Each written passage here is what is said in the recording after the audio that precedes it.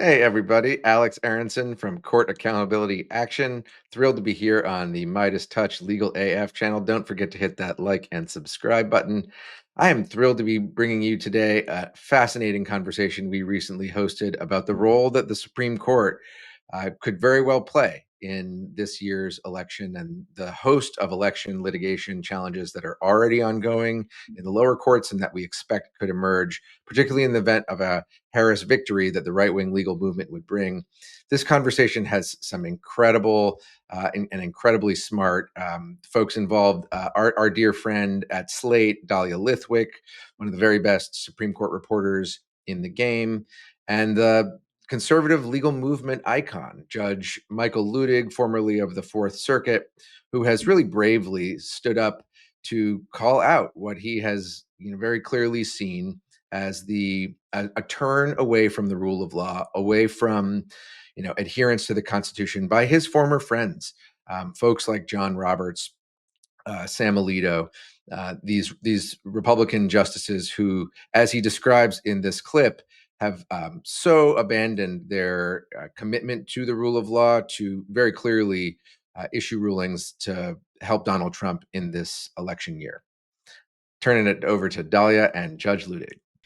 If we start from the presumption that the Supreme Court has kind of already weighed in on the upcoming election, I'm quoting you telling the New Republic's Greg Sargent after the immunity case that already you knew it's unlikely that Trump will ever be tried for the crimes he committed in attempting to overturn the 2020 election. So I guess I'm wondering, even before we get to the sort of prospective conversation about what's coming, how much, if at all, does the fact that the court has made it impossible for there to be real accountability for 2020 figure into the court's role already in the upcoming election?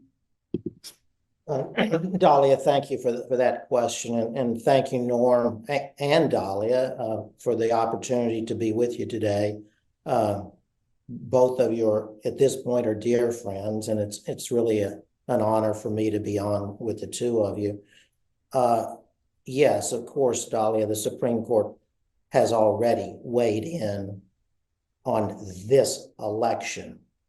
It has done all within its power to ensure first and successfully that the former president would not be tried before the 2024 presidential election.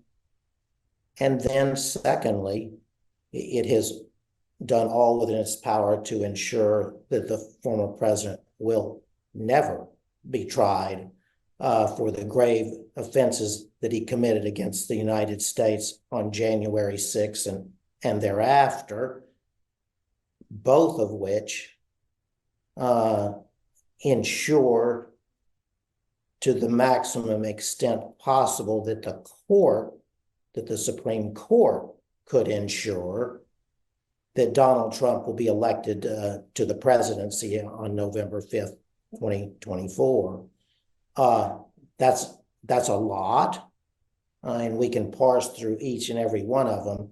But the headline, if you will, to what I just said is that the Supreme Court has done all within its power to ensure that Donald Trump is elected president of the United States again.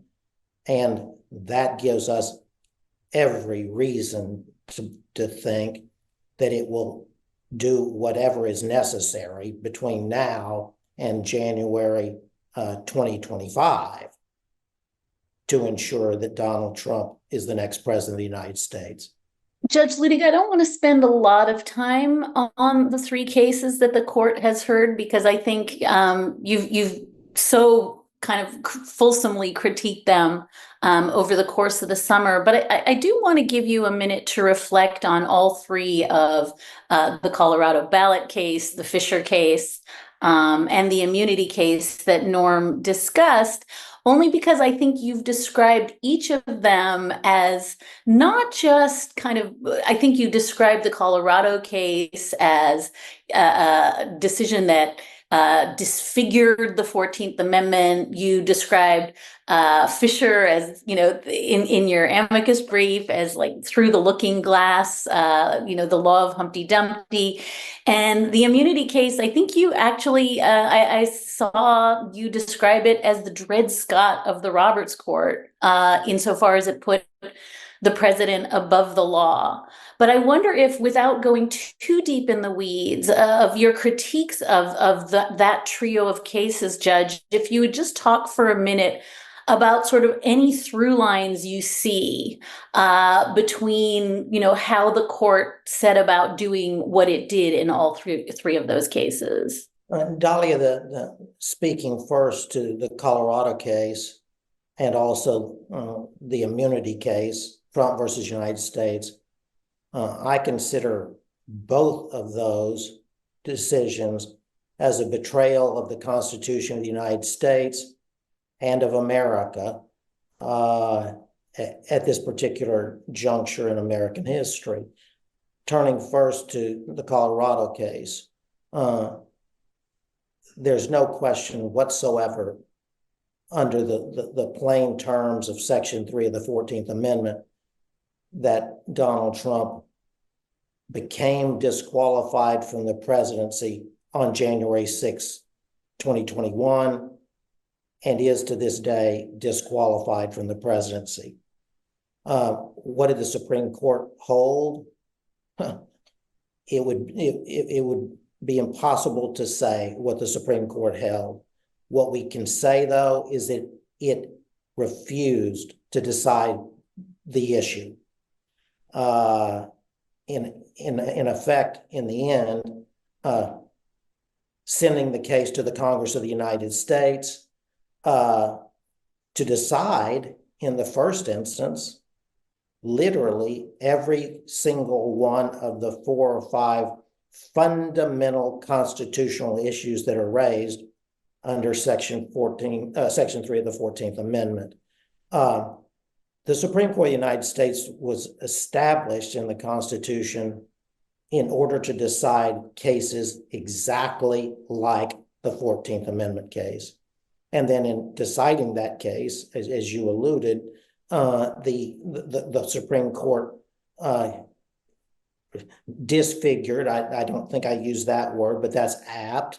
It rewrote Section 3 of the 14th Amendment, and therefore the 14th Amendment itself, in ways that were indisputably not intended by the framers of Section 3 of the 14th Amendment. Turning to the immunity case, the Supreme Court literally held that the President of the United States, and in particular, Donald Trump, the former president, is immune from prosecution for essentially all crimes, any and all crimes that he committed or would commit if he's elected in November. That is, any crime that he committed that was arguably in furtherance of his official responsibilities as President of the United States. Before Trump against the United States, not one single person since the founding of the country, and especially not one single constitutional scholar or student of the Supreme Court, had ever as much as suggested that a president of the United States would be immune from prosecution for any crime whatsoever, let alone for every single crime that he or she commits. We know that this decision was written solely for Donald Trump to ensure that he would never be prosecuted and convicted for the grave offenses that he committed on January 6th. It would never have been written but for Donald Trump. Then the third of the trilogy is Fisher. I don't regard Fisher as in the same category as the other two cases, frankly. I disagreed with it for the reasons that I set forth in our amicus brief with my colleagues that we can go into. But I would, for today's purposes, I would call Fisher nothing more but nothing less than a typical Supreme Court decision. Though, in the context that we're talking about today, it was a further insurance that Donald Trump will never be convicted of the charges for which Jack Smith has indicted him. In collaboration with the Midas Touch Network, we just launched the Legal AF YouTube channel. Help us build this pro-democracy channel where I'll be curating the top stories at the intersection of law and politics. Go to YouTube now and free subscribe at Legal AF MTN. That's at Legal AF MTN.